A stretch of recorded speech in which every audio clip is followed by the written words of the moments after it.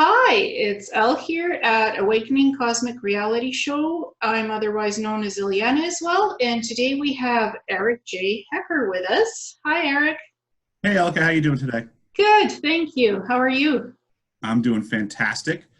Days are getting a bit longer up here in Alaska, and we're getting more and more sunlight every day, so it's a beautiful thing, and I'm looking forward to summer. Excellent. So today we are going to be discussing with Eric his experience working in Antarctica. Eric is a plumber, and he also does other things as well, right, Eric? Correct. I'm a very well-rounded repairman. I do a lot of remote facilities, construction and maintenance, and more or less, if it's in the middle of nowhere and you need it built or repaired, that's what I can do. And I'm quite interested in your perspectives of how it was like to work in Antarctica, how you got there, what stations you worked at, what experiences you had. Like, did you see any UFOs? What's in Antarctica? What's so special about these stations? What's under them? Stuff like that, and how you got there in the first place. Mhm. So that's what I'd like to discuss with you Excellent. today. Yeah, I'm happy to answer all those questions for you. Okay, because we've had a few chats, so I'm kind of already familiar with your story, and you've had private chats with me, so I'm going to reference that I already know a little bit about you. Yeah. But you've just recently come out publicly, Right. so you're sharing your story, and I guess this is your first interview with me? I think this is my first interview with anybody, actually, now that I think about it. Yes, we have spoken before, but it was more, I guess on the mending and healing process from all of these programs and such. And it was just through these discussions with yourself and others that I have decided to start taking my information and putting it out there publicly. I did recently start a YouTube channel as well, just calling it Deciphering My Experience at this point. I welcome people to come there as well. And see the information that I'm presenting. I'm hoping to get some stuff out there and hopefully to get some people to connect dots and feel better. Yeah, I think we could discuss a little bit before we go into the Antarctica, the healing stuff, because what you and I were discussing was you had asked me about a soul retrieval and how that process works. Correct. And I had scanned you psychically and I said, you don't need a soul retrieval. I think what you need is more physical healing and emotional clearing and balance. Understood. Because when I looked at you, I didn't see the trauma-based stuff affecting your life so much, like in the physical. You're very healthy. So it was more like emotional balance that you were looking for in your Absolutely. life currently. So that's what I sensed, and I said to you, I don't think soul retrieval would be the appropriate thing for me to do for you, Mhm. and that other healing modalities, energy work, healing would work for you. So Mhm. and I said also past life memory retrieval is also a good thing, but at that time I didn't see that you needed that from me. Mhm. Mhm. So I guess, and where have you gone? Like, what kind of I healing are found you an energy doing? healer locally that's been doing a wonderful job. All of the exchanges have been fantastic. There's other personnel that I've actually worked with on that staff. It's been amazing, and the growth has been fantastic. I appreciate the input that you had. I mean, this is again, we all have pieces of the puzzle, and we do what we can to assist each other as best as we can. So again, thank you for your input on Yeah. that. And I'm glad that I'm on a mending path, and I just hope to be able to assist other people as well. Yeah, because I remember we were discussing altars a little bit, that people who have been in these Black Ops programs or what's Correct. dubbed the Secret Space program and working with ETs and Black Ops, and that you'd notice that there's people discuss different altars. And Mm-hmm. you asked me, did I think that was going on with you? And I said, no, Mm-hmm. that's not what I noticed. But you said Understood. you sometimes talk with yourself internally, you kind of debate things, right, with yourself. That was the So conversation that we had. Yep. can you talk about that a little bit if you're comfortable? Absolutely. Yes. And this is great because this is part of my mending as well. Because and again, I appreciate your input. But again, we've had another healer that's been closer and more hands-on. So she, gathered a bit of a different perspective. I do have fragmentation issues, which again is standard for these programs.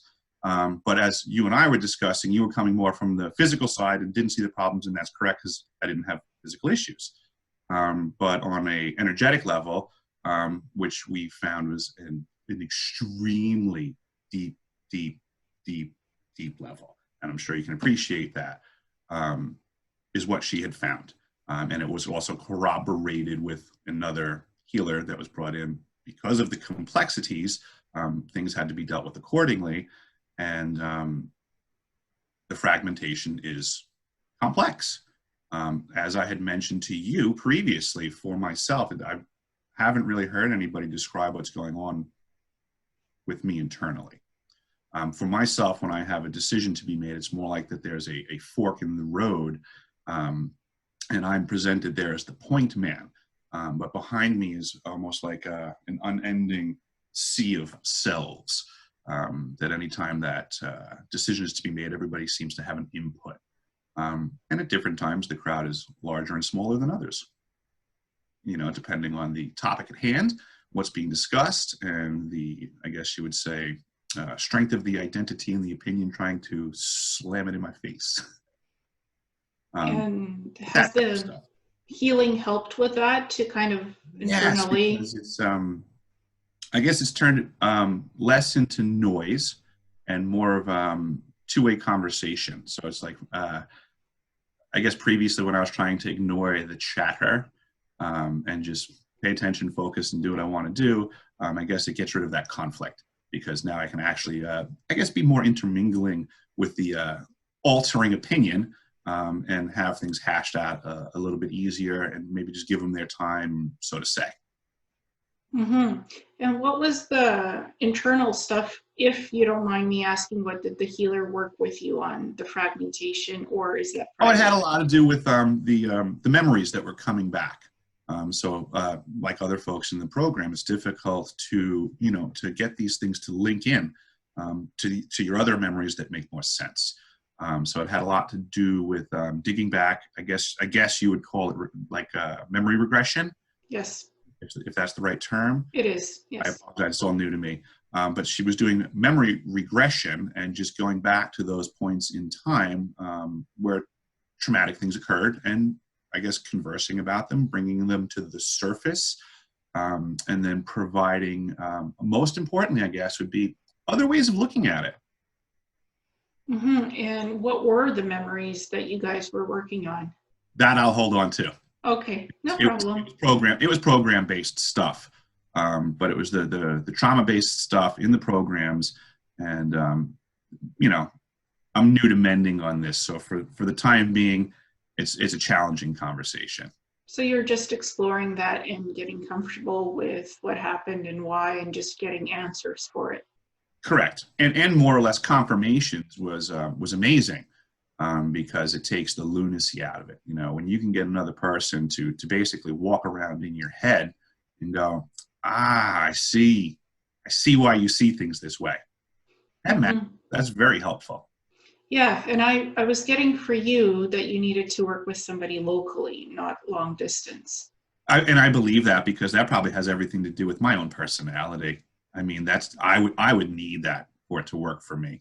To be in there in person with somebody doing that for you, right?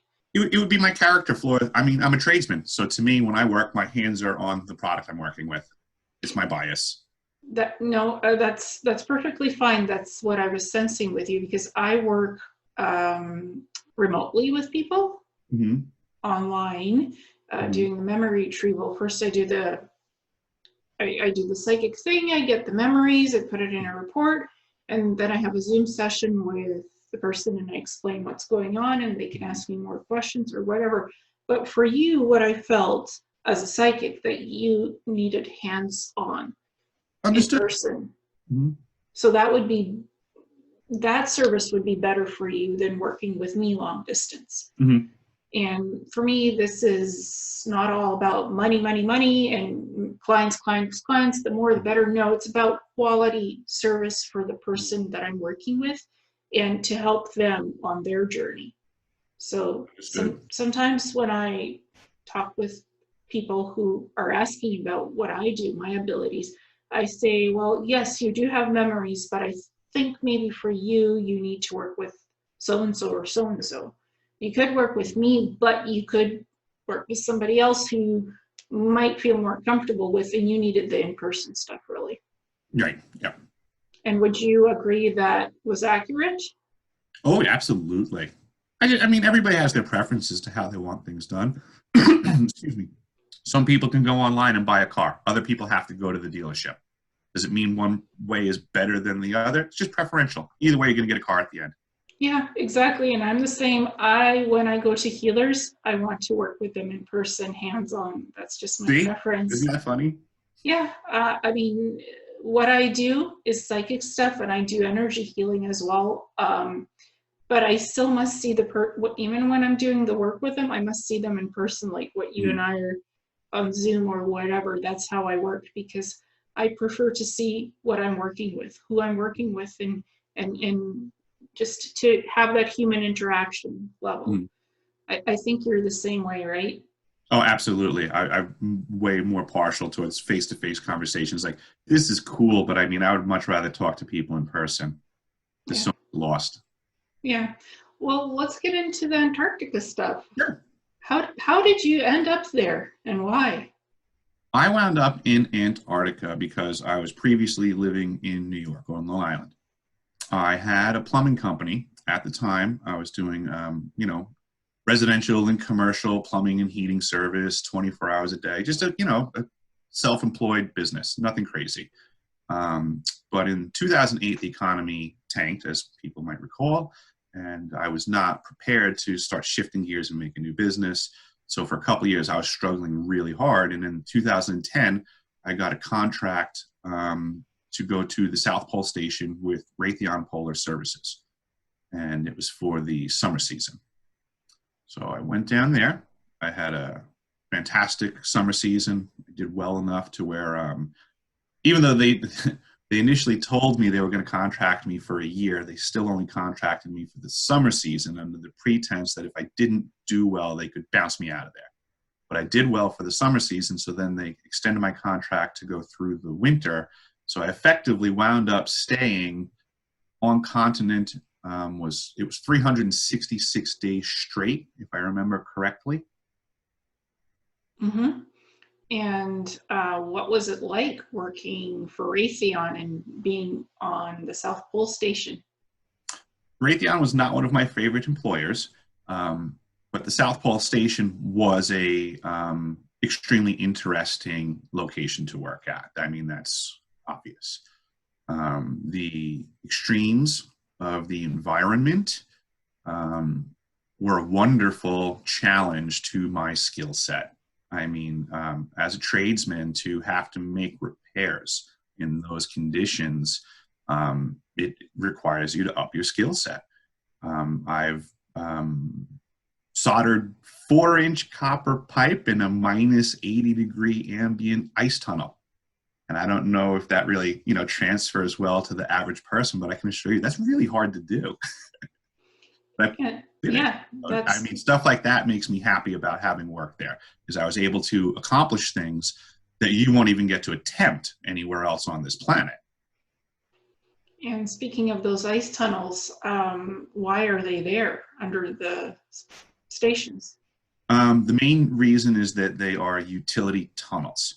So they have the domestic water piping going from the production facility where we pull it out of the ice, and then it traverses through the system, the tunnels, to get to the facilities that need the water distributed to them. Also, the facilities that have waste systems in them. The waste piping goes through the utility tunnels as well, and then that stuff has to go out to what they call a fallout, which is where the waste falls out to. And then obviously they're illuminated, and we have other massive, like the utility tunnels are more like passageways to just get you from place to place. They're much smaller, and they're literally just cut out of the ice. There's no actual structure about them. It's just cut ice.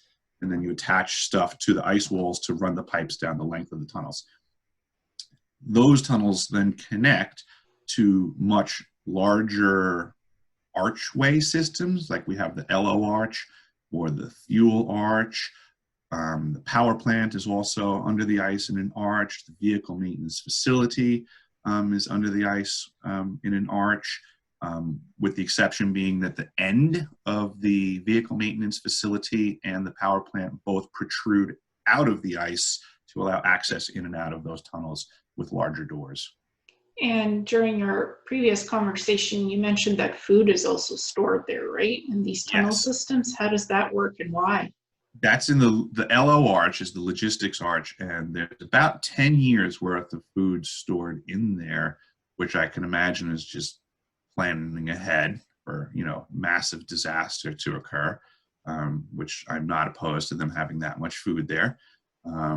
It almost looks like a scene from like that Indiana Jones movie, like in the Raiders of the Lost Ark at the end, like when they just the heck have all these crates and they go down this long, almost endless storage facility. Like take that, but just stick it under the ice, and it's just like almost like an endless amount of stored food. And what do the surface stations, research stations, look like? And the facilities at Pole are mostly elevated right now. They're trying to go with the new style to keep stuff up off of the deck, to have the snow blow through instead of accumulate and get impacted by the structures. The actual Adminston Scott South Pole International elevated station is basically shaped like an upside down wing. So the wind, when it hits the leading edge side of the building, which we would call grid north, it then increases velocity as it goes under the building, and that sweeps it away. yeah, is it on skids so it's movable? No, it is not movable. There's a massive, I guess you would say like a steel skeletal structure that's down in the ice, like almost like an embedded foundation. But then from that embedded foundation, they have legs that are coming up, steel legs that come, and then this facility sits on top of the steel legs. And as in time, if they have to, those legs can be jacked up and the whole entire facility can be raised, and then it can be done again. And I believe one more time after that, if I'm not mistaken. I believe it was can't remember if it was a total that it could be raised 3 times or it could be raised to a difference of 3 levels. I can't remember. Yeah, because I've heard the newer ones are actually on skids so they can be like moved, the research facilities. Those are camps usually. They have those. Those are like the mobile camps. They'll put them on sleds or skids like you're talking about, and they'll drag those things all over the continent. But I would imagine that those are more temporary facilities for active science. I do not imagine that that would be permanent facilities in any way, shapes, or form. Those things could blow away in a storm. They could be buried so fast. Yeah, because I've heard that there's one facility, it's research facility. It's actually not a camp. It's stationed for half of the year until the ice flow starts, and then they get the jacks in and they move it somewhere else. It's a research facility. That's almost, but they're moving it around by design. I mean, that's yes. that's like the definition of what I'm getting at is what they refer to on the ice as a movable research camp. Okay, yeah. That wouldn't be like Mawson, that wouldn't be Palmer, that wouldn't be Pole, that wouldn't be any of the, like McMurdo. I mean, those are established camps. Yeah. Again, there's tons of that mobile activity going on. What you're referencing is the mobile activity, and there's a massive amount of it. Mm-hmm. That's what I was just trying to understand. What's the difference between the stationary stations and these movable science ones?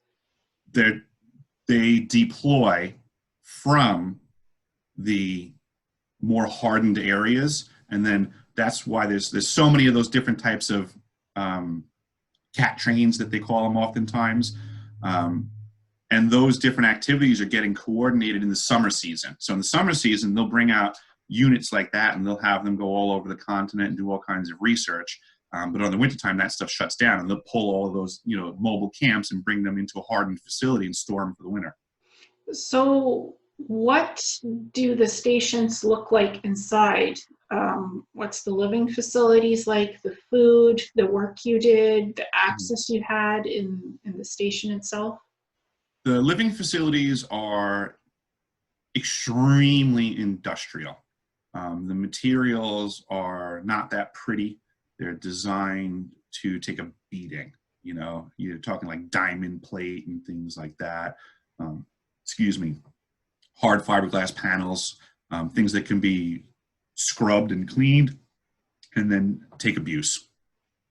They use, you know, the color schemes I would say are like as dazzling as like an elementary school. You know, they're just trying to put flashes of color on things to, you know, have it some semblance of some input. I mean, it's a sensory deprivation is massive there. So they try to do what they can to just, I don't know, give some color. And when you were staying there, uh, did you have your own room or did you bunk with somebody? What's that like? In the summer season, they have summer camp, and it's old Korean War style insulated archway tents, wood frames, and then insulated canvas. And they had hot air heating systems in them that were basically useless. I mean, a hot air heating system at the South Pole Station, I thought it was very funny what they were trying to do. Um, but that was the summer season. So it was ruthlessly cold in the tent. Um, Literally, like if you were standing up, from your knees down in your living space, the temperature was well below freezing. Well below freezing. So you would have to keep your boots. You would tie your laces up on the top of the tent and have your boots up high. Because if you didn't, you would put your boots on in the morning and they were colder than ice cubes. And you'd be putting your feet into something that are colder than ice cubes. It was a hard lesson learned. And in the winter time when you were in the station itself, what are the living conditions like? A lot more cozier, warmer, quieter. The other issue with the Jamesways in the summertime was you were right next to the skiway where the planes were coming in, the Hercs, and that was 24 hours a day. So you'd have Hercs coming in 24 hours a day. They're very loud. And if they weren't actively taking off a landing, they were idling right next to the tents. So the biggest difference for me was when I got to the elevated station, I could not sleep because it was so darn quiet. I was begging to go back outside because I needed the noise to sleep at that point. And did you have your own bunk inside the station or did you share with anybody? It was a tiny room that I was issued. I would imagine it was probably the better part of maybe 8 by 10 feet, and it had a elevated bed. It had drawers underneath it. It had a desk to the side of it. Um, it was like a large closet. It almost felt like. The window was we had a window that went to the exterior. That for the winter season we would put an insulated styrofoam panel into it because we would have to block the lighting from the exterior for the purposes of science. But what we would do is we would black out the window on the outside, and then using that styrofoam piece, you could actually pop that out, and that could be used as a refrigerator in your room for the duration of the winter. That's interesting. And I remember during our conversation, you told me that you can literally hear people walking out, like outside the corridor of your room, and you know who's coming. How does that work? What's that like? The place isn't very insulated for sound deafening, so they don't put. I mean, so you can hear things, right? Um, the idea of that knowledge comes from spending so much time in such close quarters, right? The winter season, there was only 49 people there in total. So that's myself and 49 other people. There's no cell phone service. There's no internet. There's no television. There's nothing going on that you don't make happen, you know? So over the course of the day, there's only so much information coming in. If I was working with you all day long, I would know your heart rate. I would know your breath rate. I would know your cadence of your step as you went down the hallway. There's nothing else to pay attention to. So yeah, if I was on the first floor and it's just an open ceiling above me and somebody was walking down the hallway on the second floor, I would know who it was immediately just by on their pace count. You know, Mm-hmm. hear somebody around the corner. If I was working and there's somebody around the corner and I could hear somebody, you know, doing their work and breathing and doing what they're, I would know who that is too. I would know their breath rate. I mean, you became so acclimated to people, it was off the wall. And while working inside the station, what kind of security clearance and access did you have? It's not really like a security clearance per se, but there was access restrictions. It was not on paper considered a classified or secret anything facility. But for just standard operating procedures of any facility, you certainly have certain doors locked to certain personnel. You don't need every single person getting into the power plant. You don't need every single person getting into your electrical sub panels. So it was only limited really by job classification. Like, what did you need to have your hands on? And if you needed to, you'd have a key to that door and you could get in there. And what did you have access to that you were fixing on the station and monitoring? Can I you had key to describe get that? into everything because I was maintenance. So, I mean, that was my job, was to go into every building, into every tunnel, and converse with everybody in every department and make sure everything's, you know, working the way that they needed it to on that day. What's the food like in the cafeteria in that place? I was pretty content with the food. As I mentioned earlier, with the ice tunnels having all of that frozen food down there, lest we forget the temperature fluctuates, I think, between minus 60 and minus 80 down there, ambient. So I felt it was a miracle that these guys were able to accomplish what they did in the galley with ingredients that had lived such a harsh life and been treated so roughly. You know, it's not like these guys are getting fresh cuts of meat and fresh veggies. The boxes, I would read them regularly just to see, you know, what do we have down here, you know? And I was kind of looking to see what was the oldest thing that I could find, what was the newest thing that I could find, what's the most out of the, you know. But what I found was that the most recent supply that I saw, and this was in 2010 that I was there, so I think the most recent supply that I saw was expired in 2006. So I used to joke around and say that Raytheon must have had a purchasing agent like flying all around the world and being like, wait, don't throw that out. We'll buy it and the police will eat it. And the pay must have been, we talked about the pay scale and that it's not what it seems. It's not glamorous going to Antarctica. No, not at all. The pay is, as far as I was concerned, was terrible. It was terrible pay, and it's because everybody wants to go to the South Pole. There's people with PhDs that are, you know, sweeping floors because that's the only opportunity they have to get there.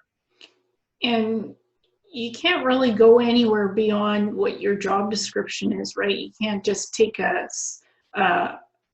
sled or a snowmobile and just jet off wherever you want to go, right? Because you're not supposed to, for sure. I mean, there's rules and regulations for everything, but it's the winter time at South Pole sometimes, and there's nobody else outside. I mean, that's the benefit of doing what I was doing. Is you're right. Would they want me taking a snow machine and going wherever I wanted to? Absolutely not. Was there rules against it? I'm pretty sure that there was. Do you get lost sometimes? Absolutely. yeah, The wind blows.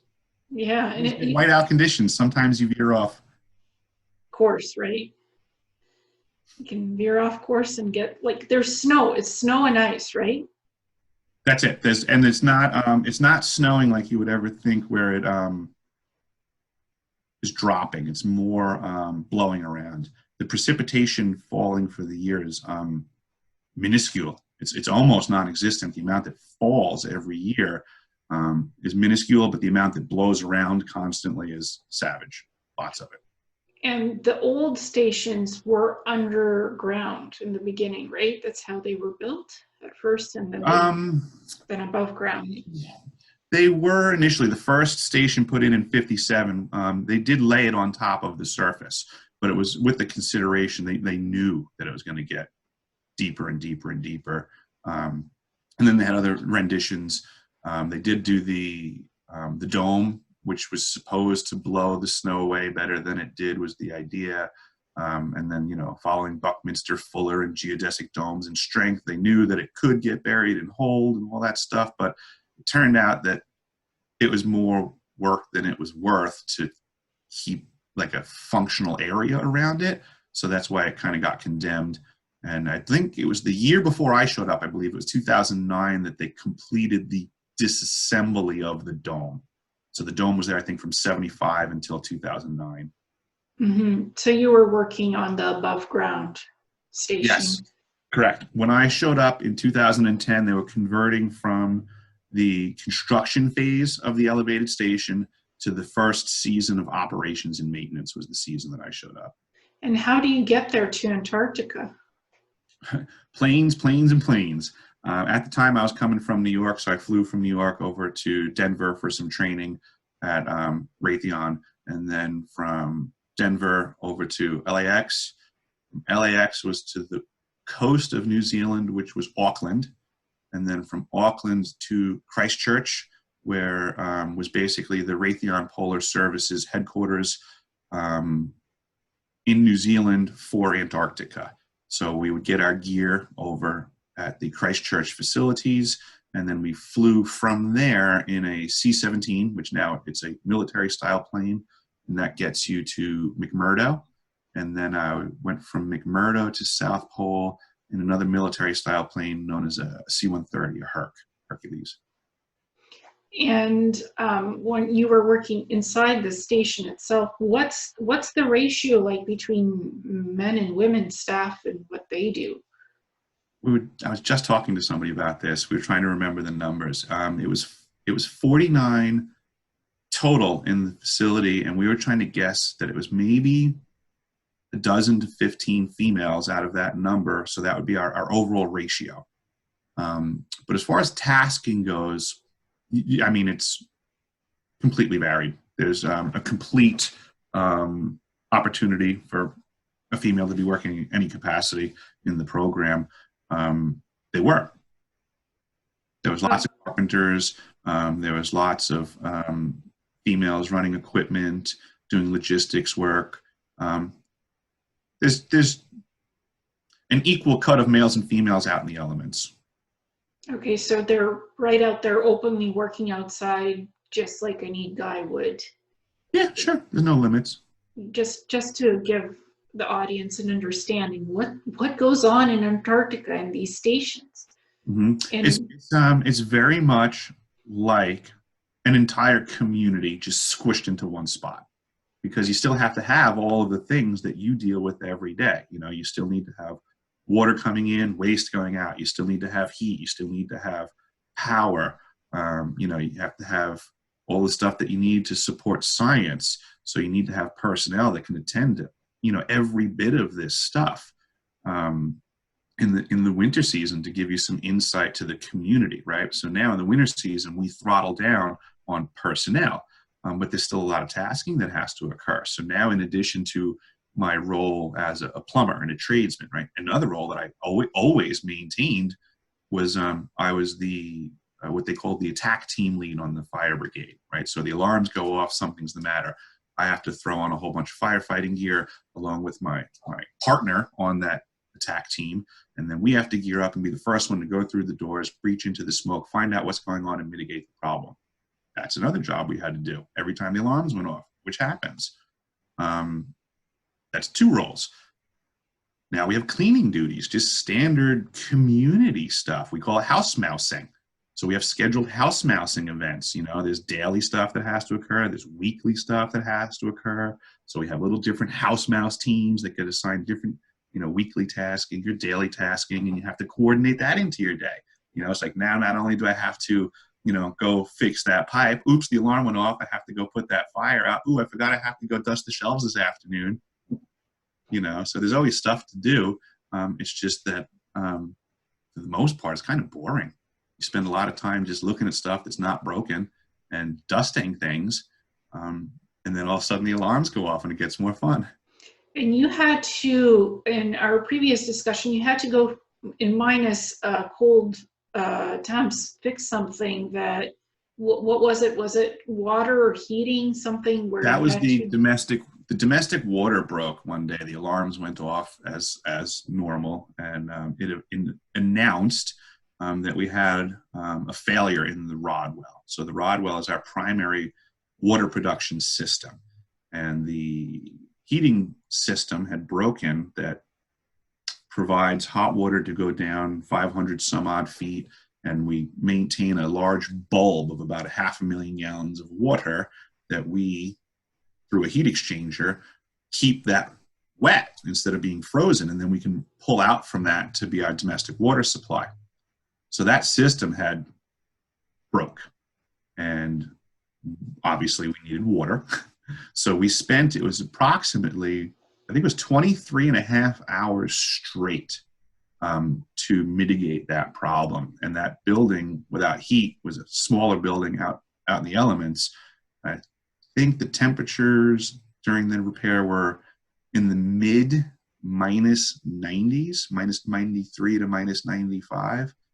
And the task required us to pull the pump head up out of the well. And I believe it was 550 feet of line that we would have to pull up 6 feet. And then there was 3 Velcro straps that we had to take off, that in case the piping system that was going down was insulated. So then we'd have to take the insulation off, put this stuff aside, bring it up another 6 feet, same process, 3 straps off, insulation off, 6 more feet. We did that for the entirety of the run. And then we had the pump head assembly that we had to deal with. We had to replace the pump head assembly that was on there. And then we had to do the exact process in the reverse, 6 feet, get the insulation on, put the 3 straps on, drop it, and just, I stood in that spot, I can't tell you for how long, just doing the exact same thing over and over and over. Yeah, I mean, that's the job. Fix things fast, because Mother Nature's coming, and she likes breaking stuff. And you explained some of the technologies that are out there on the stations. Like, what is the ELF system? Well, that was the interesting one, because the ELF is part of what I'm, I guess, putting on the table for folks to consider when people say, well, what's going on and how, what are they not telling us? ELF is one of the things they're not telling us. It's on. What is it, though? The ELF is a extra low frequency radio antenna / transmitter. And according to what a lot of people think, it's a dismantled, defunct system. but it talks to submarines, doesn't it? That's what they say that it can do. There's a multitude of things that it can do. There's a laundry list of things that you can do with ELF. And communicating with submarines is certainly one of the things that you can do with it. All I know is it's on. What are the other things you could potentially do with it, or is it something you can't talk about? I can tell you what potentials are, but I can't tell you what they're doing with it. I can just tell you that, I mean, this is known science. ELF waves and what can be done with them. I don't want to pretend to allude to what they are doing with them. I just know that when they say the system's off, I know it's not. And what are the potentials? What can be done with it other than talking to submarines? I think it has to do with HARP technology and targeting of such things like that, that it becomes a component to bigger systems, potentially. Yeah, that sounds right. And I read up on it, and I noticed that some people, the people that worked on these stations, reported that it's on several of the stations, the ELF system, that it's active. So it's not classified. It's not a classified tech, so to say, because it's all existing. The oddity is that they're kind of operating under the pretense that it's not operating. Yeah, it's not advertised. It takes It's not advertised. They're not advertising that they have this system operating there. Yeah, it took me I was not told to not talk about it because they told me it was off. I mean, so I really never even had a discussion with them about it. It was just, I mean, I showed up as a maintenance guy and I was told, this switch goes to this and this is on and this is off and bop, bop, bop, bop, bop. But long story short, after being there long enough, the ELF's not off. Yeah, and it took me like an hour to find somebody who worked in these stations and talked about it. They like Mhm. had a full article. So Mhm. reading that was interesting, Mhm. very interesting. And I kind of wanted to have a discussion with you about that today. Mhm. Just because you briefly mentioned it last time, but we didn't talk what the thing is, why it's there, and I don't care to speculate what they really do with that. Mhm. That's their business. It's out there. It's on the Mhm. stations. And you also wanted to discuss the neutrino counter? Oh, the neutrino detector. Yes. That's another one that I just find really interesting because it is a very important device. But it seems that a lot of people are misinformed as to what this thing does. And it saddens me because it's almost like it like misdirects the movement. People almost feel like they're constantly getting these aha moments when it comes to the ice cube neutrino detector. Anytime they place a story on that, they'll be like, oh, they said that we're getting neutrinos from the middle of the earth. And it's the detector in relative space is a point in space. It doesn't care where the neutrino comes from, and the neutrino doesn't care that the Earth exists. So if something's coming through the Earth, it doesn't mean that it came from the Earth. It just means that it came from something on the other side of the Earth. It could be a star a trillion light years away, but if it just so happens that at the time that the Earth rotates, if the South Pole is on one side of the planet and this other thing is going from the other side, the neutrino will go right through the planet. The planet doesn't stop it. So it can be detected from that direction and not mean anything about it supposedly coming from like the center of the Earth. And does this neutrino detector, does it have a telescope attached to it? It's not it's not a telescope like you're thinking. There's other telescopes, but this is its own independent scientific functioning device. It's not a telescope. What they're referring to it as is a detector. So the idea is that they melt the ice at the South Pole Station. We're at approximately 9,300 feet of elevation, and that's elevation of ice on top of the ground. So what they do is they use steam lines to melt the ice and go down all the way down, and then hollow that out. They remove that water and make almost, I would say, it was approximately a 34-inch diameter column that they remove out of the ice. I've stood over one of these holes. So imagine it's a 34-inch wide hole that goes down 2 miles. Yeah, it was scary. It's like you just step over it really fast. You're like, wow, like kind of freaky. You're not allowed to drop stuff down either, so you have to be careful because they don't want any or other stuff down there for interfere with the experiments, I guess. But then what they do is once they have that hole, they then take a cable and they drop down what they call a string of DOMs, digital optical monitors. And the way that they function is they refill the column with the water and ice so that the DOMs are now suspended in the ice. And then what they're waiting for is for a neutrino to come from any direction in the cosmos. It doesn't matter. These DOMs, there's an array. It's like 2 miles of an area where they have all these different strings of DOMs in the ice. So effectively, it makes a big network of eyeballs, basically. And then as the neutrinos pass through this particular type of ice, neutrino is extremely small, almost massless particle traveling at, close, or potentially above the speed of light. But when this neutrino, hits a nucleus, there's a reaction that occurs. You get the production of what's known as a muon, as well as a blue flash of light. So the DOMs, the digital optical monitors, now observe the blue light, and because of them being in a network, they can basically triangulate the direction of source. And that's the purpose of the detector, is to find the angle of the source and then spread that information to other telescopes about the planet, and then they will try to dial in and see what they can ascertain from that information. And we also discussed what are the other telescopes out there beside these stations? What do they do?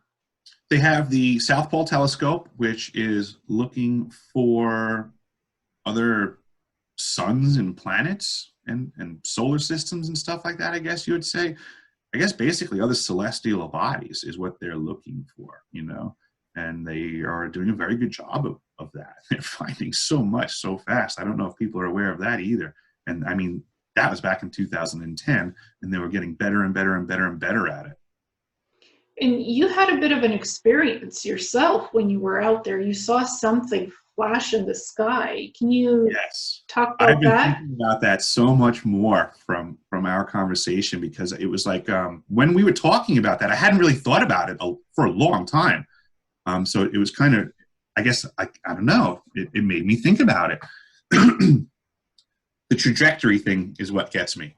But regardless, the story was that I was walking back from what they call the dark sector, which is where the South Pole Telescope, the MAPO facility, and the IceCube neutrino detector are located. They're away from the elevated station, but part of my daily routine to go inspect. And they call it the dark sector because it's radio darkness. I'm not allowed to transmit when I'm out there because it'll interfere with the science experiments going on. I could listen. If there's a problem, I can be communicated to, but I can only transmit if I'm in an emergency circumstance, so that's the dark sector. On returning from the dark sector, I was doing my normal routine, trying to watch my footing and pay attention to where I was going. It was a little bit of a whiteout condition, I think, on a low level that day where the snow was blowing across low, so it's hard to watch your feet. So I was just trying to get my way back to the station. And for whatever reason, I just kind of decided to change my angle, I guess, and look up and get out of that low whiteout, because the sky is beautiful in the wintertime. So if you have the option to not pay attention to where you're walking and look up, it's the most beautiful thing in the world. Tons of stars and density clusters. It's indescribable. So I go to look up, and just as I look up, I have the elevated station is in the distance in my view. But as I lift my head up, coming from grid north, the front side of the station, moving to the rear, grid south, was something that, like, from my perspective, looked like bigger than the moon, like this big, giant, massive, round, what appeared to be like a rocky surface, like kind of smooth but rocky, like almost like, I don't know, like rough marble. Like it wasn't smooth marble, but it had some texture to it. But now it was shooting through the sky and was completely emblazoned in fire, raging fire, and billowing behind it. And then maybe for a certain section behind it was fire. But then to the rear of the fire, it was turning into smoke and making a massive smoke trail. And then from the front of the fireball to the rear of the smoke trail encompassed maybe about 1/3 of the whole view of the sky, which is a big section of sky there, because when we're at that altitude, unimpeded, nothing from horizon to horizon, it's a lot of sky. And I looked up and I watched this thing go across that whole entire horizon at such a velocity, I can't even begin to pretend to have an idea of how fast it was going. It's the fastest thing I've ever seen in the world. And the really profound thing to me, along with the speed, was it never deviated from a pinpoint straight line at the altitude that it was at. It was not coming up from really high and crashing down into the ice.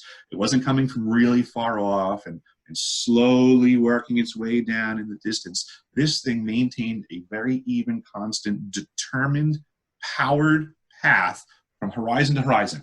It just did it really low. So to me, I mean, it was a burning rock, but yet it seemed to be a burning rock under power directed flight.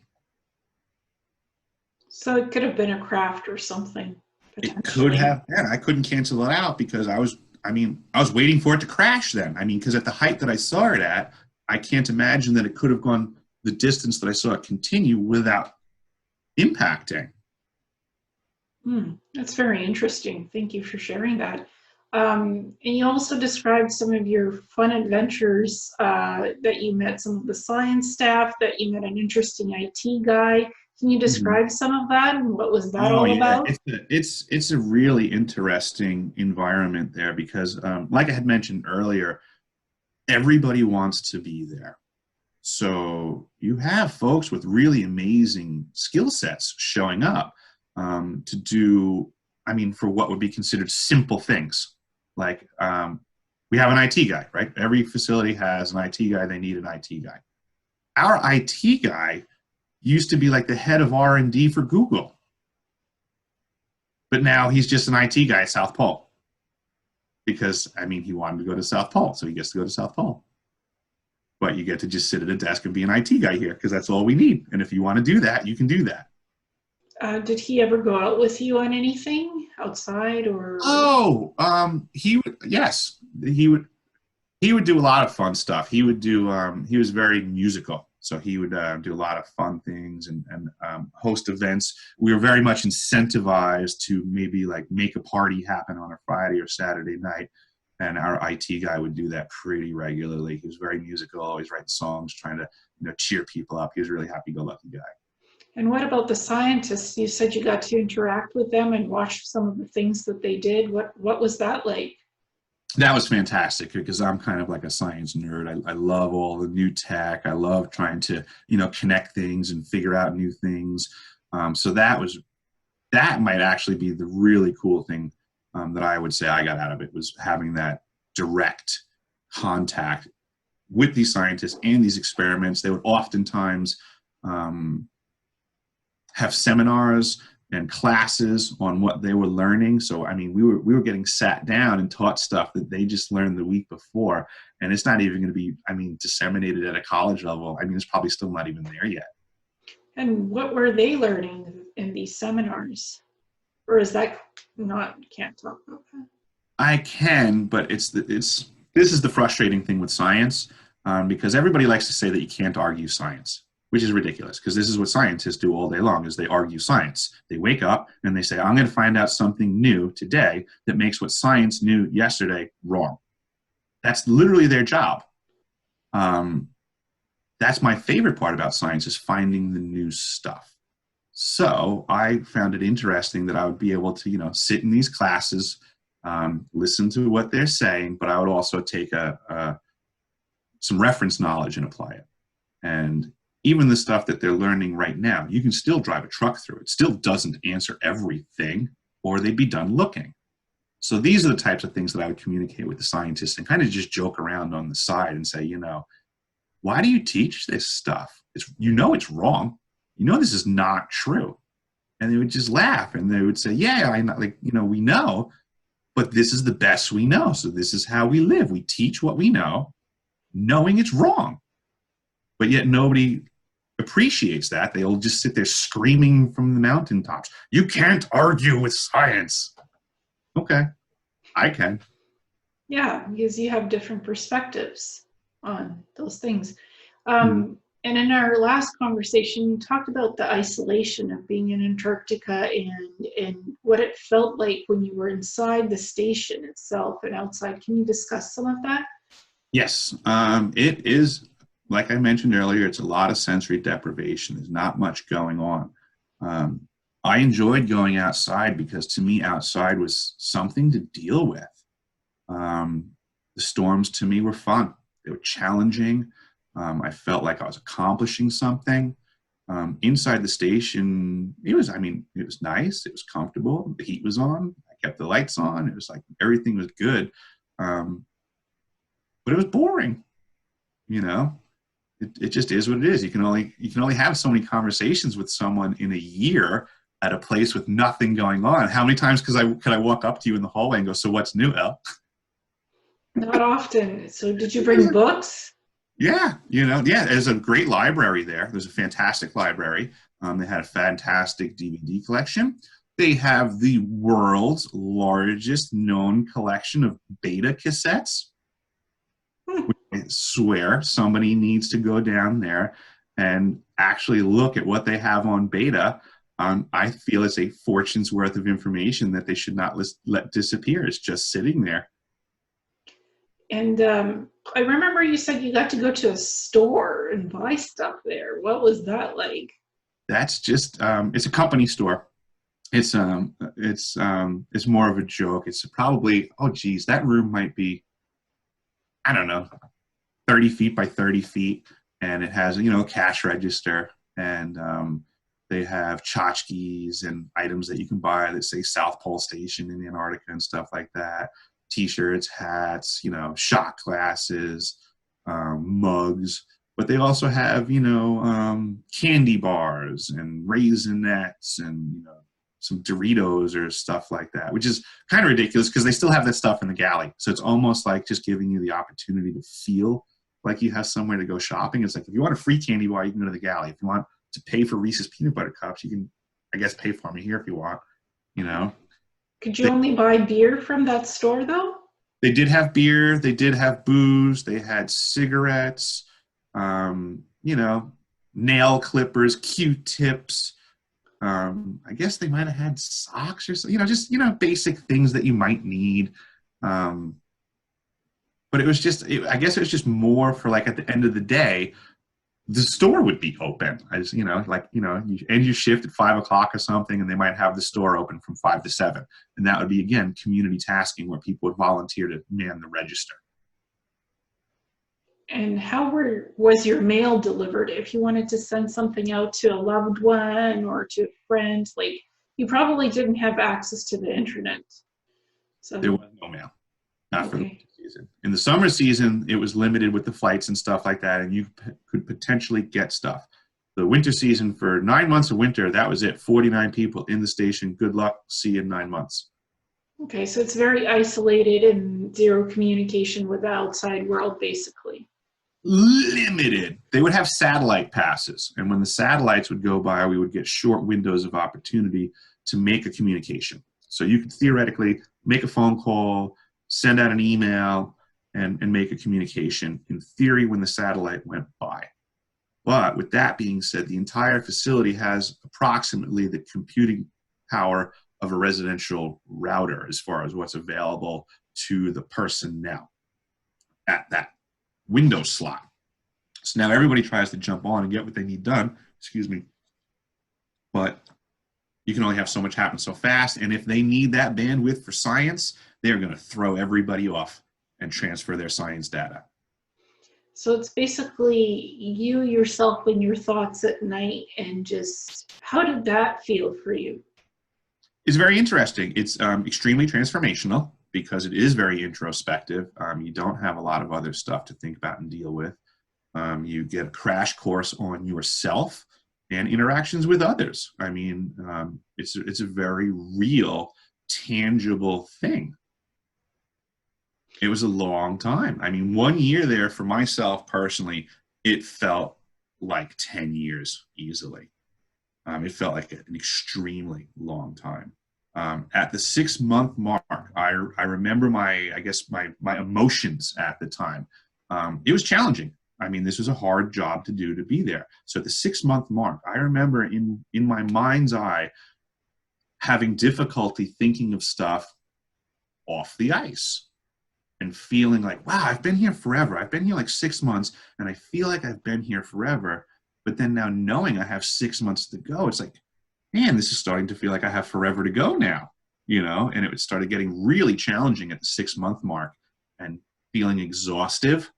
But I guess once I crossed that, got over that peak, I guess, it started to get progressively easier. And you've been to other places, not just Antarctica. You've been all over the world. I've been to a fistful of places. I'm trying to increase my traveling skills. My girlfriend is the most traveled person I have ever met, and I'm trying to catch up to her. So it's great to have a partner/tour guide. But I also do a lot of interesting work that gets me to a variety of places.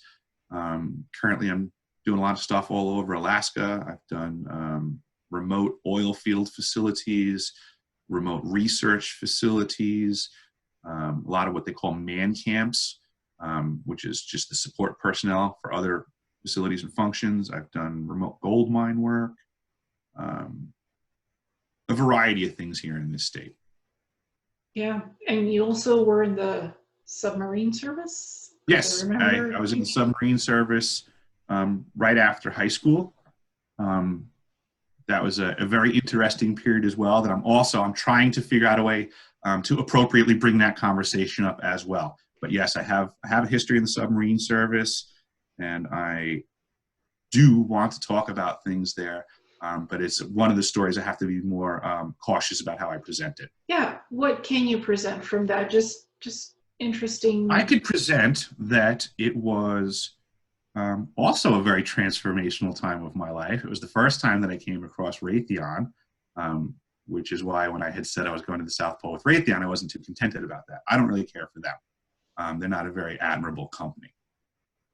But with that being said, it was an eye-opener for me back when I got into the submarine service, just to see that this world is a lot more complex than we've been presented. I'll just start with it that way. It was a Okay. real eye-opener. I had a very inquiring mind, and I could see immediately the dual duty of a lot of things. There was the presentation and then the possibility of something else, and I would often question the possibility, and I would get in a lot of trouble for that. Well, what do you do in submarine service? Like, what's the general job description? Just a person My who, job that I was contracted for with the Navy was what they called the fire control technician, and that was the weapon systems, and that's what I was training for. I was officially in a training capacity for that role when I was separated from the submarine service. so do you have to like do maintenance down there, fix things or On the calibrate submarine, it? Yes. that was not what I was training for. Okay. Technically, every submariner, when they get to a boat, they have to qualify the boat, and that's why they wear their dolphins. So do they have the capacity to fix everything on there? They most certainly do. I was not up to that point in my training yet. I was still on the weapon systems. Okay. So that's Moved on basically to that. just like, what is it and why, what do people do on that? That's basically kind of questions that I have, just Yeah, I would general. say it's probably really similar to the environment of South Pole Station in so far as that you have, again, this micro environment where everything has to be provided, except this situation is much less about supporting science and more about supporting other activities. Yeah, because what submarines do is they dive deep under the ocean. They go to places that are very secluded and remote, and they do investigation and other things. Correct. From what I know about just Yep. general research about With, what with, submarines do. with the general great way to look at it is submarines go under the water and go away and do whatever they want to do, and they come back and tell us whatever they want to tell us they did.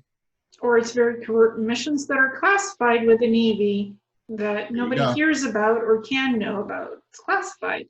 It's been quite a few decades that we've all been familiar with the term plausible deniability, and there's really nothing that the government has in their tools of discretion that provides them more plausible deniability than a submarine.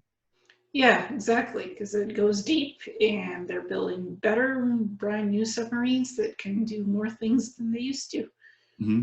It's not your old granny's submarine anymore. It's Correct. different. Yeah. And I've heard so many things about Antarctica, that they have Atlantean outposts there, that they have these things, black basalt things created by ETs buried under the ice, all kinds of Mm-hmm. wild things coming out of Antarctica. Like, Mm-hmm. would you be able to get to those things if they're there?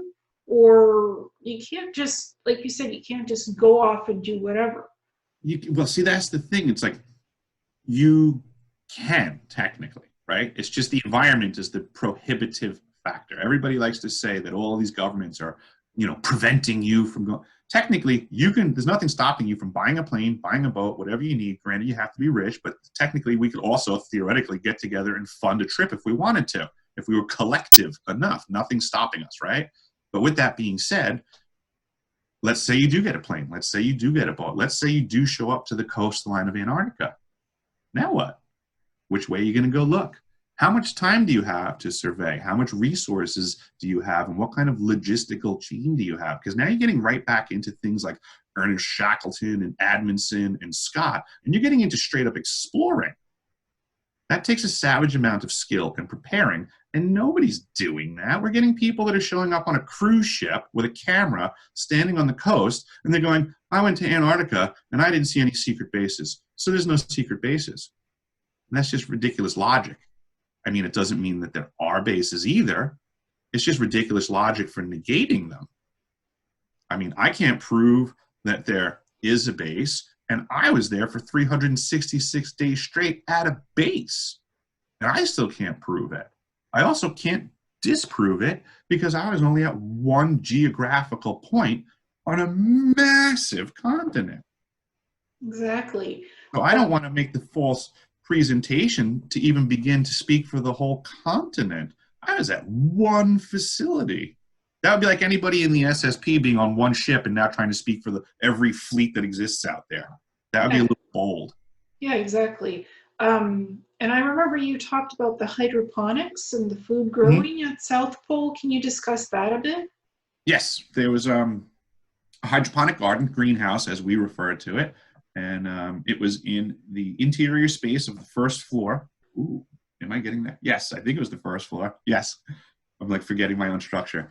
But it was actually a wonderful space because unlike the entire rest of the facility, it was kept warm and humid. So when you walked into the greenhouse, it just felt nice. It was like a warm hug. You could walk in there and the warmth and the moisture just kind of wrapped around you, and you just wanted to like just sit there for a second and soak it in, because everywhere else is 0% humidity. So you could tell the difference. But it was a hydroponic garden. I guess you would say it was maybe similar. I don't know if you've ever been at a florist, like the back end of a florist, similarly sized setup, and just basically a rudimentary hydroponic system to keep the roots wet, to make sure that the plants are getting the right nutrients and stuff like that. It wasn't a very high production facility.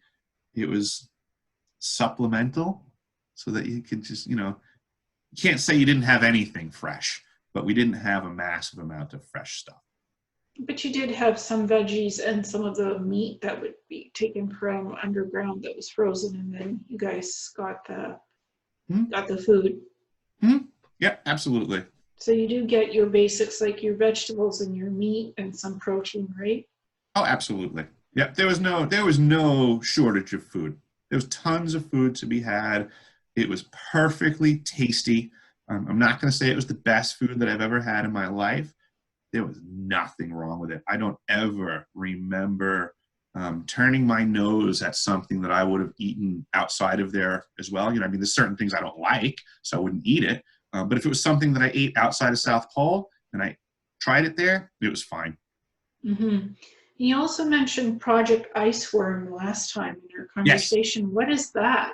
Project Iceworm was in Greenland, and it was a top secret program by the US government where they were constructing ice tunnels and archways, but they were secretly putting nuclear weapons in them.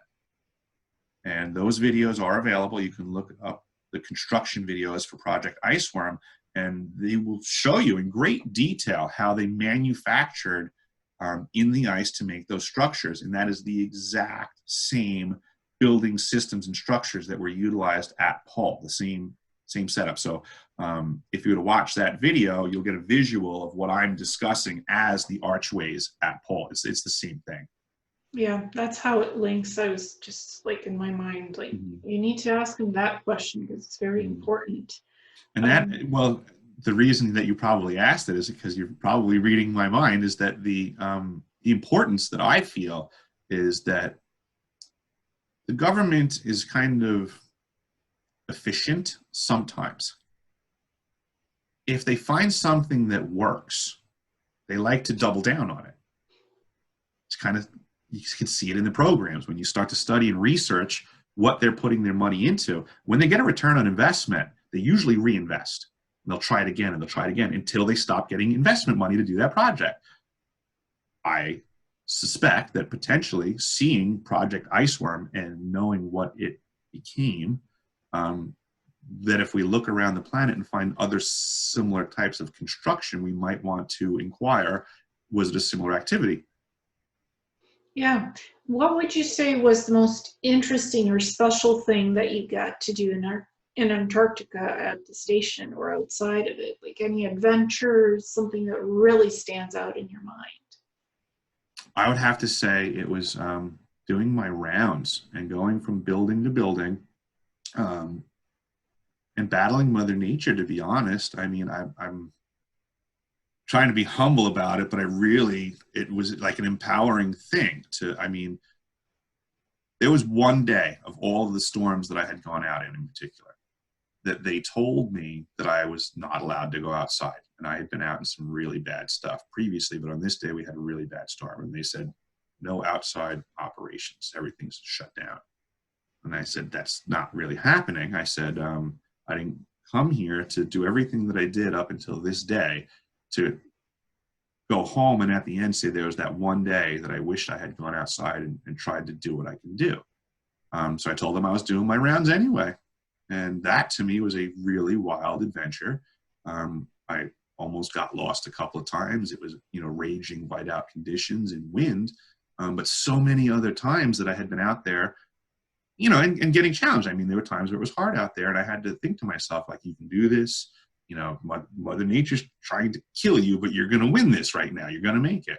And on this particular day, it was at exponential levels. I was getting close to thinking that I was going to have to call in that I was effectively lost.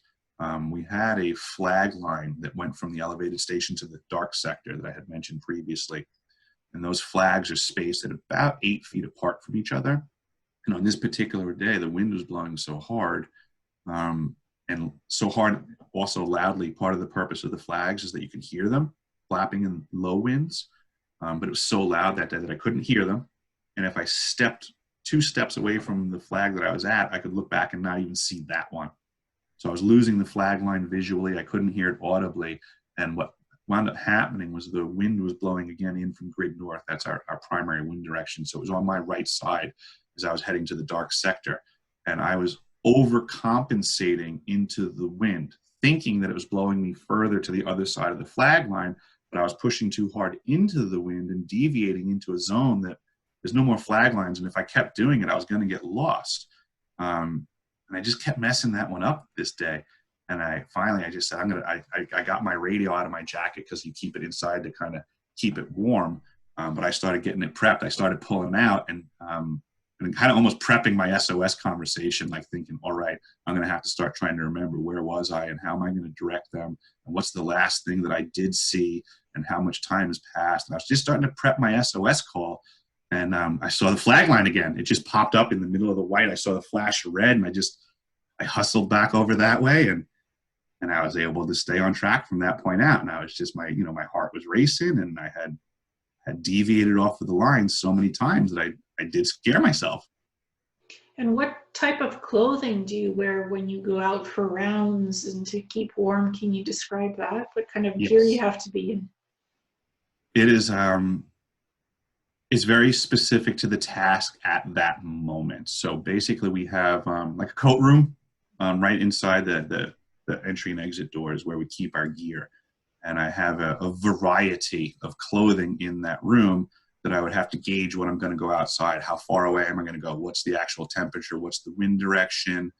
Am I going to be carrying metal things with me that are going to be heat sinks and drop my temperature? So there's a lot of variables to consider for your clothing before you go out. But let's say worst case scenario, I'm going to be going outside in very bad conditions for an extended period of time with a lot of stopping, which matters because if you're going to keep going, you can actually overheat. But if you're going to stop, the ice itself is minus 60 degrees.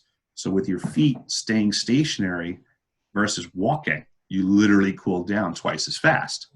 But worst case scenario, I could exit that building and I could have anywhere between 30 and 40 pounds of clothing on, which would incorporate sometimes up to 14 pieces of headgear.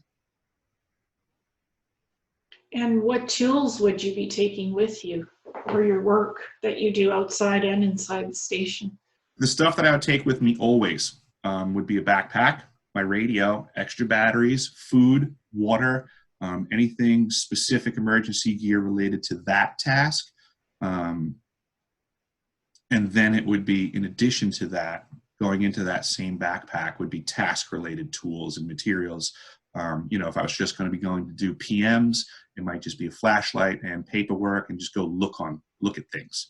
If I had an actual repair to do, it could be stuff in my backpack that I throw some wrenches in and some some materials. It could be that I have to load up an entire drag sled and take a whole bunch of gear and bring it somewhere and make a repair and haul a whole bunch of stuff. You might have to haul a few loads of stuff.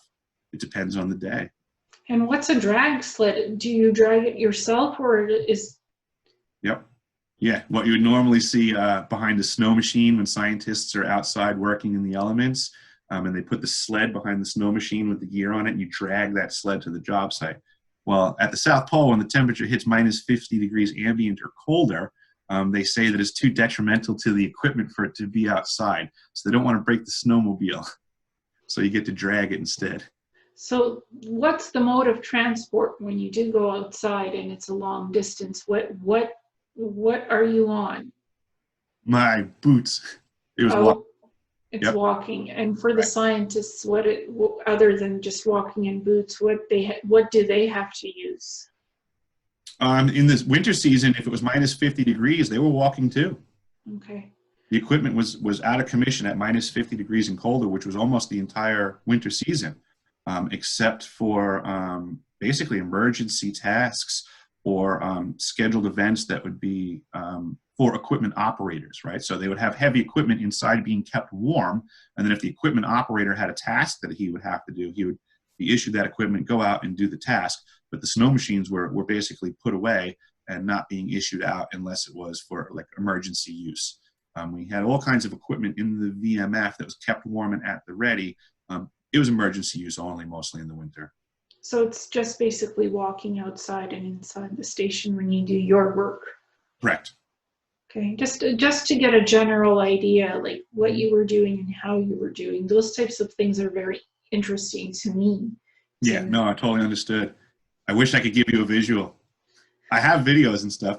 If you go back on my Facebook page, I have videos and stuff. You can take a peek. Okay, and how can people contact you and get in touch with you? Probably right now, the best thing would be that new YouTube page that I started, which is Deciphering My Experience. There is I opened up a new email on that one. I believe it is decipheringme369@gmail.com. If anybody wants to reach out and communicate, has any questions, wants to figure out what I'm up to and what I'm doing, I'm trying to do my best to get information out there and help the community and connect the dots and get folks like us talking more for the benefit of the community. So if anybody has any thoughts on how they can help or how I can help better, I'm all ears. Because to me, better's better. Whatever we can do to improve the lives of the people in our community that are hurting and negatively impacted, I think we should just do what we can to make improvements.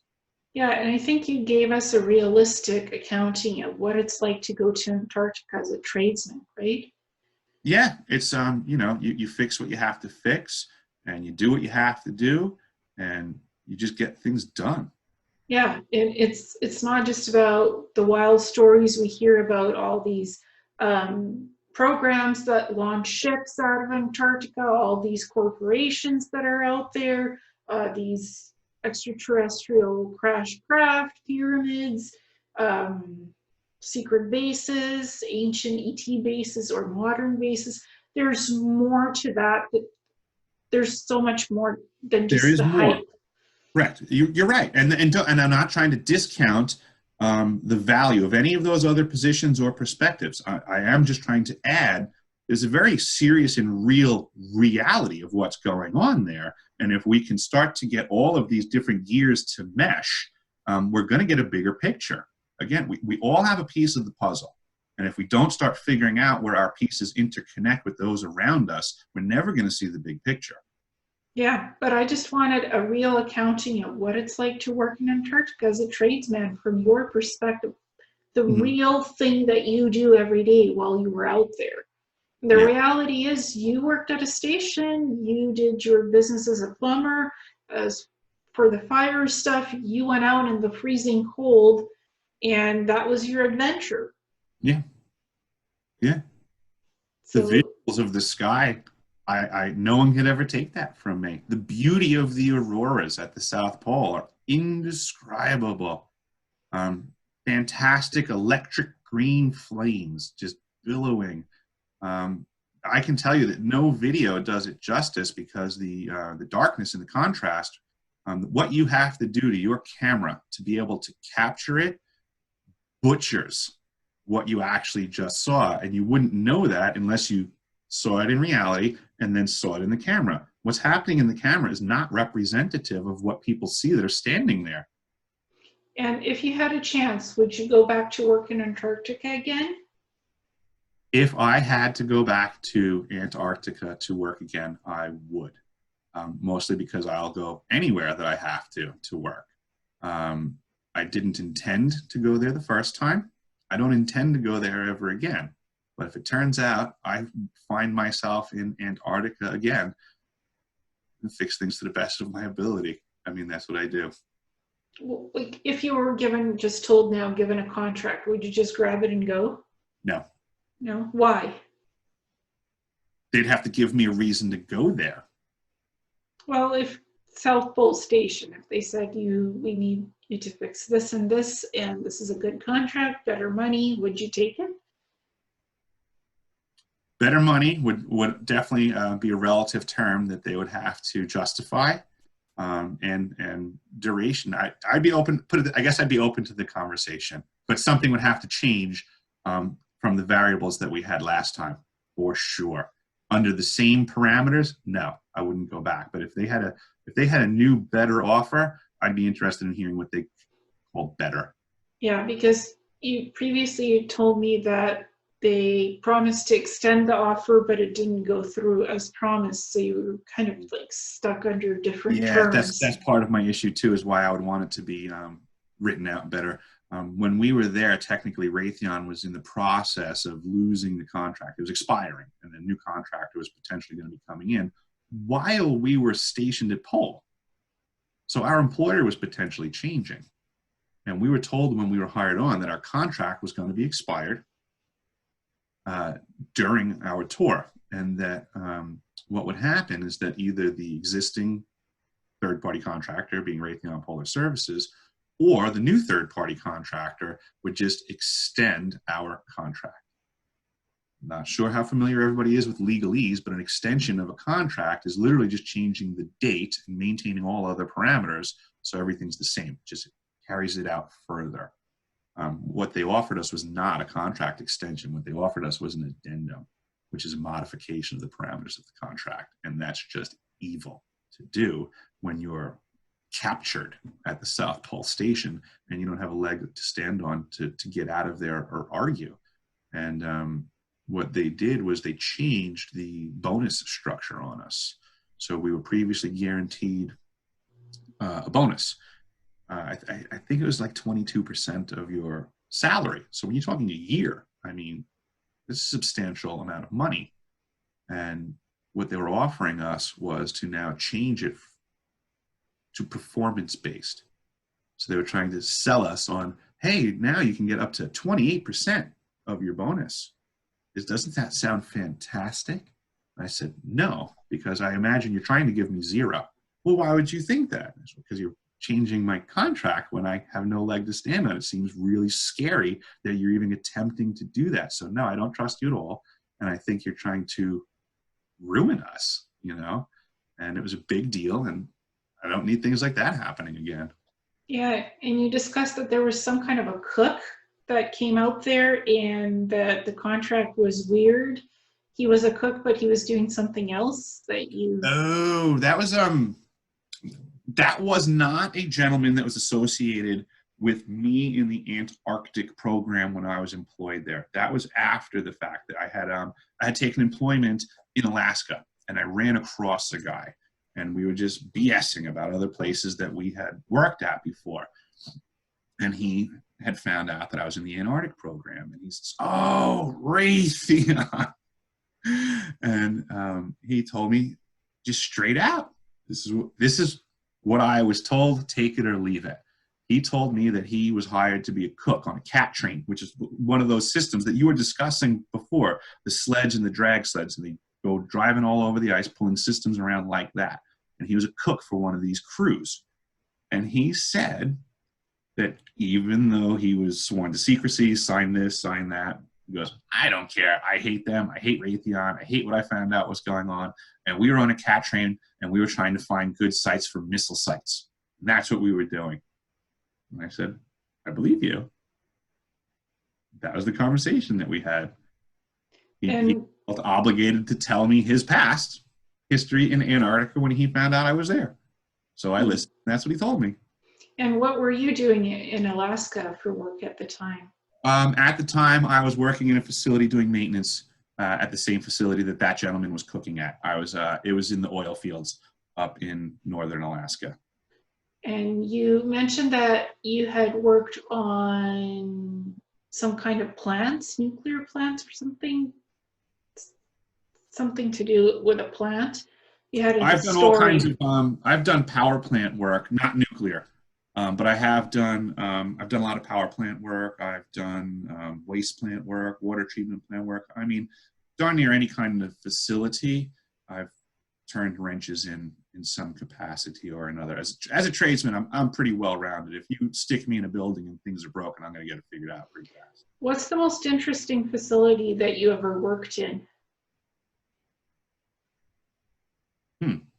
Outside of Antarctica, or like just the most interesting job facility you've ever worked on and done?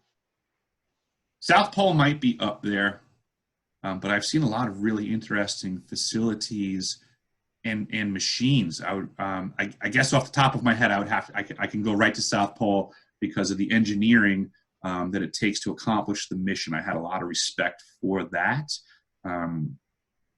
So it was very challenging to get the work done. I guess the way you're phrasing the question is almost twofold for me, because when I look at interesting at work, there's two kinds of interesting for me. One, something I've never seen before, so I find it interesting. But most interesting to me is when it's a task I've never seen, like something that's broken I've never had to fix before, or just it's going to be the hardest version of it. Like, I enjoy the challenge of what I do and overcoming and doing things that other people can't seem to get done. So when you say like the best facility, to me, it would almost be like the hardest repair. Like, what's the most challenging repair you've ever worked on? So in my mind, I'm trying to think of what was the most difficult task I was ever presented. Those usually happen in emergencies, I guess. Something just blows up, explodes, things are leaking and dumping, and you got to start figuring out how to get it back together fast. Those challenges, I guess, are my favorites. Those sites. I guess hazardous sites, I guess, are my favorite sites to work at. I need things to be going wrong. I need something to break, and I need to just start hammering down and getting things back the way that they were. Yeah, so you like the travel and you like exploring and seeing different places. Yes. Yeah.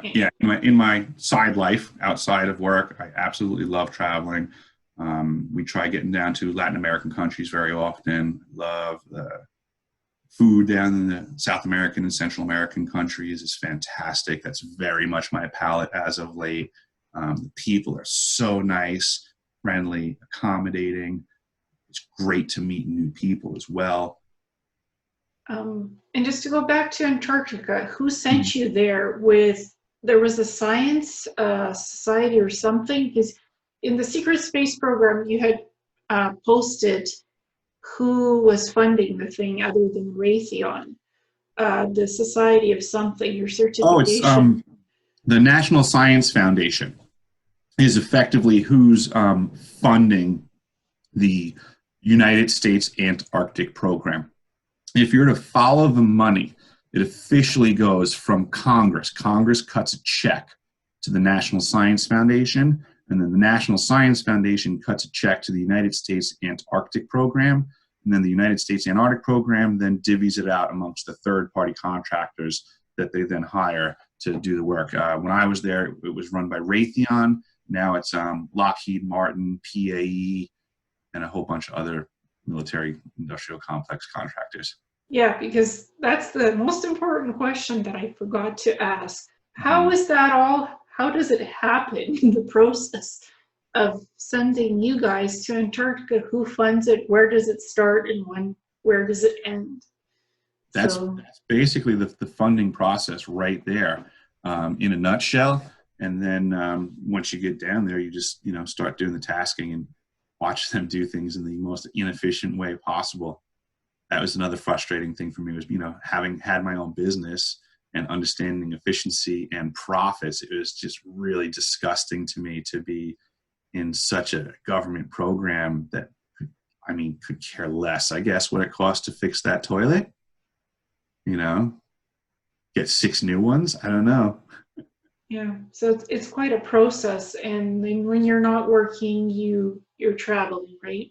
Yes. Yep. As of late, I've been mostly just getting contract work, seasonal work, temporary work, short-term stuff, and then in between, just trying to travel as much as possible. Well, your life seems very interesting, so that's what Thank you. drew me to ask to interview you, because you've been around the world basically.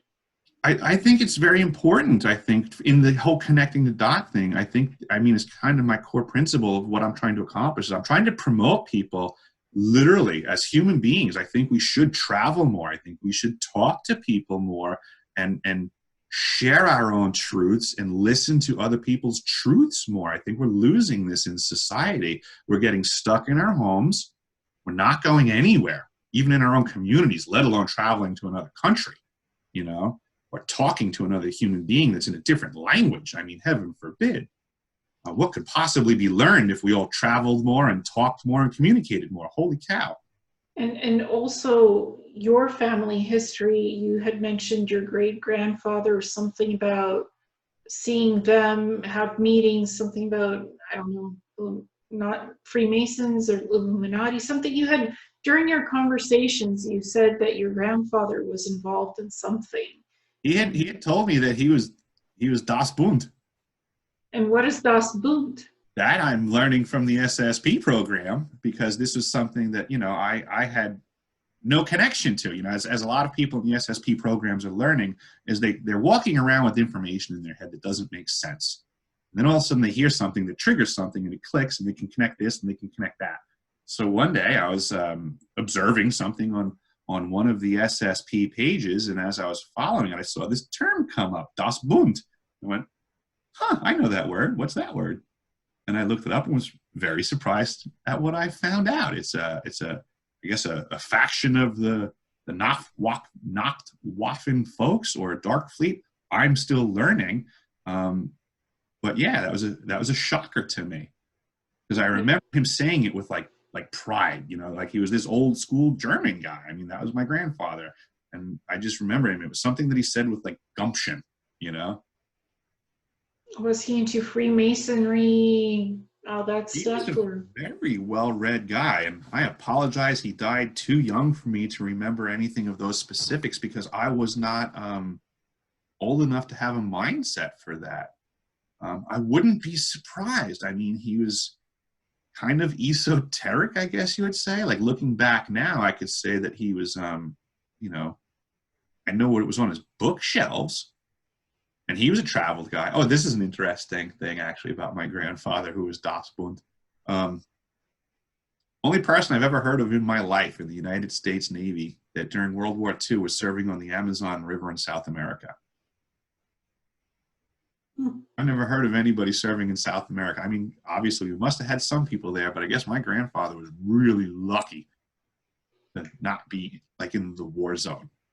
So you have a family connection of things and what you've heard and seen, and it connects to your own memories and experiences. Oh, yes. Yes, I'm starting to put things together too. And that's why I basically decided to get that channel going, is because I feel it's obligatory at this point, just like when I'm working, right? And something goes really wrong, I feel obligated to help. Just because there's other people in the room that are also helping. Cool, but I can't stand around doing nothing. So now in my life, I kind of feel like I just showed up to a room when I found a whole bunch of people working on a problem that I'm apparently associated with. So I feel obliged to start getting in the mix and start trying to help fix this problem. Yeah, and I was really interested in you as a person, and Antarctica, and just what's a day in the life of a tradesman in Antarctica. Mm-hmm. I don't just cover SSB, I don't just cover aliens, abductions. I want to hear your story. Who is Eric J. Hecker, and why did he go to Antarctica, and why is he the way he is? That's the most important story to me about you. Well, thank you for asking, and thank you for being interested. And I'm hoping that this could spread interest with other folks as well, because I do have a lot more info coming out. And I guess, like I was saying to you, the more I can figure out a good way to present it, the more I can present. So I'm just trying to, I guess, get a systems work and learn my new craft of video editing, I guess, and presenting this info, because I have been around, I have been to a lot of spots, I have heard a lot of things. We do have this new avenue of searching for information now that I am having wonderful success with because of the programs that I've been affiliated with. I know the keywords to hunt, the documents that I'm finding. I'm literally accumulating information faster than I can process it to divulge. So I'm trying to figure out a way to do it quicker. Well, I know that we were discussing maybe not talking about the book, but I think it is important. So you have a fictional book. Mm-hmm. What's the name of it? Because there's a book that was put out called Heller's Tale, and the idea was it takes concept of what happened at South Pole Station when I was there, in a fictionalized way, to give a presentation of what life was like down there. I guess you would say that that might be how you got interested in communicating with me, because it is a wonderful tale. There was a coworker that wrote it there, but it doesn't paint the picture of everything. It just gives a good insight to the day in the life. Yeah. I've gotten feedback from other folks that said that it was well written, and they did feel that it was inspirational as far as giving them vision as to see what it was like down there, because the author is a very good writer. But it's just another avenue of insight. Yeah, because I did look at the copy of it, and it matches up with the discussion we were just having. So I'll include a link Excellent. for it as well, so people could, go enjoy and read and find out more about your adventures and experiences in Antarctica. I think it's a great story, and if you want to get a feel of what a day in the life was, I think that's a good artist's rendition of a day in the life. Yeah, because we were discussing the book in the SSP group, Mm-hmm. and how do you link a book in the group, because you have to do it through Goodreads. Correct. Because Goodreads, it offers you many different varieties. Which libraries have the book? Who sells the book? Which stores, online and in print? So because the SSP group, we can't list prices of books or anything. We can only do reviews and stuff in the SSP group. So that's how you and I got talking about Heller's Tale and how to link the book from Goodreads to the group itself. So that was how we started talking in our discussions behind the scenes. Yeah, because I never want to come in and like step on toes, and I don't know all the rules and regulations, and this page has this one, and this page has, it's just like, what do? I don't want to mess up.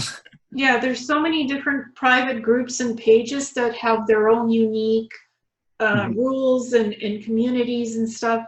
So even I'm one of the admin in that group, but even I'm very careful to make sure to follow those rules, because my own post could be gone if I don't do things properly in there. But that's how I heard about your book, and I heard about you, and I saw the certification because you posted a picture. Oh yes, I forgot about that. Yes, that was an award that I got for that event. I forgot about that. Yeah, that's how it's funded. So what's the award again? Just so people know. Which word is this you're asking? The society, like the Antarctica, because it said you got the certificate. It was that was the National Science Foundation, I believe. Raytheon and the National Science Foundation gave the certificate, the award for that repair that I had made for, I guess going above and beyond and stuff like that. Yeah, so that's what clued me in. This guy's for real. He was there. He has the physical proof. Everybody asks, where's the physical proof that you were in Antarctica? You worked there, you did this and that. There's your physical proof. You actually, even though in that group we don't ask for proof, you've Understood. provided it. Yes, I wanted to because I'm not trying to undermine anybody, but I don't want people to have doubts about what I'm saying. That's all. I just want to say what I have to say, have people appreciate I'm not a lunatic. It's just my experience as well. I'm deciphering my experience. You guys decipher yours. We'll all meet in the middle and have a conversation. Exactly. So when I saw that, because I have memories of being in Antarctica and doing weird things for the secret space program, deciphering languages, artifacts, and these Atlantean outposts that are somewhat under the ice and whatnot. I don't have any proof of that. It came from hypnosis. It's in my hypnosis notes. I don't, other than that, I don't have any proof. But you actually have certification proof that you were a plumber in Antarctica. Right. Right. So, the DD-214 that says that I was in a submarine, and I have all these other things. So to me, like looking back on my own life and trying to decipher what the heck is going on here, I have a lot of questions. yes, and we all do. Like, I don't know why I ended up in Antarctica. That's not a, I don't like being in cold places. That's not my idea of fun. But somehow I ended up there. But you were there, like, you have the certification to prove what you did in Antarctica. That's what fascinated me and why I wanted to interview you. Cool. Very cool. I'm glad I put that up there then, because I'm glad we had this conversation. I'm really looking forward to, working with everybody and seeing what we can accomplish. Yeah, and you're planning further interviews with other folks, right? Yes, I do. Yeah, I want to talk to other folks on, like, I know there's already people that are reaching out to me for other interviews as well. I'm very much looking forward to that. But I also have my own agenda. I have my own questions that I also want to ask of you. I have questions that I want to ask of plenty of people, because I think, again, from my perspective, I think I have a couple of T's that I can cross, a couple of I's that I can dot. And if we can start to bring these things together, I believe it's for the benefit of everybody involved. Well, yeah, we can do another interview and you can ask me whatever you'd like. Excellent. In the future, because I'm open to those experiences and communicating with others and connecting the dots. Part of what I would almost be inquiring from folks, just to even give you a general overview, is I would like to start asking people to start explaining their whole process. Like if I was to talk to you and I'd say like, Elle, I would like you to start from where you had no idea about this stuff. And I would like to start going in the direction of how you transitioned into coming in this direction to where you are, to maybe help other people pay attention for those cues. Yeah. Stuff like that I'm interested in. Yeah, well, I know the A to Z from the beginning to here, so we could explore that in another interview. Yeah, I have an agenda on that, because I think it would be nice to, if we could almost get like almost like a collective set of things that we're aware of, like red flags for people to pay attention to, almost like to help them, like, hey, look, these are the warning signs, pay attention, almost like an SSP intervention kit. Yeah, we can do that in another interview. It's like we can set that up and we could record that if that. I'd love to talk more about it, Elle. Awesome. So thank you so much. And I very much enjoyed this interview with you. Thank you. Have a good day, Eric. Bye. Bye. Thank you.